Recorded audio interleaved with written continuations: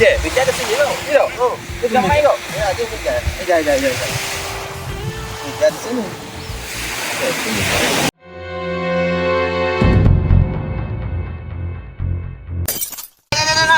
Lu kayak guna lu nak tahu kaca lang. Allah, kaca sambil kaca ni. Lah apa lah. Dah bangun kita pergi planet. Allah banyak yang siapa banyak. Woi, siapa ni? La ilaha Agak illallah. kesedaran sivik lah tu. Sama pasal habis. Pasal. Mana dua orang ni? Pak Cik. Ha, ya. Oh, buat gambar Cik. Ni kopi siapa ni? Oh, tak apa. Kaki tu. Kena kaca. Gijak kacau tu. Oh, Apa dah? Kau jaga sini dulu kan? Bukan jaga poti dengan poti ni, banyak poti dah. hari-hari ni. Ya, betul-betul ni buat pijama kuti-kuti. Ni apa ni? Kena kaca Pak Cik. Bukan nak saja. Jadi bila comel ni orang programma mari patah kita. Betul.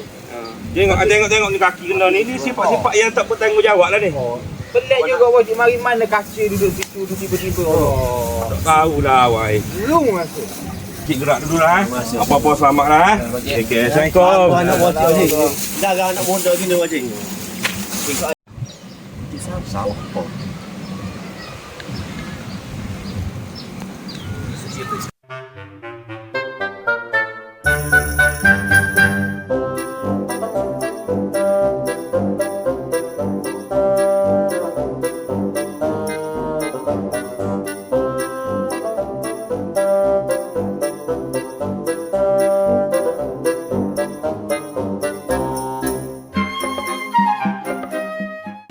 Menyesal lah.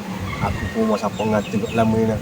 Oh, baru tadi motor siapa Mana motor ngati. Tadi tu panas sang lah tu. Itu kata menyesal.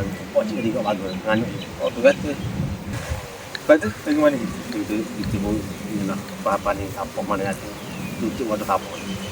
Oh, lagi gitu kau. Aku takut panjang aku pula kena. Oh, tu lah. Ni aku ni. Banding mu. Kena ulang. Kifarah tu. Oh, tu lah. Dah baik?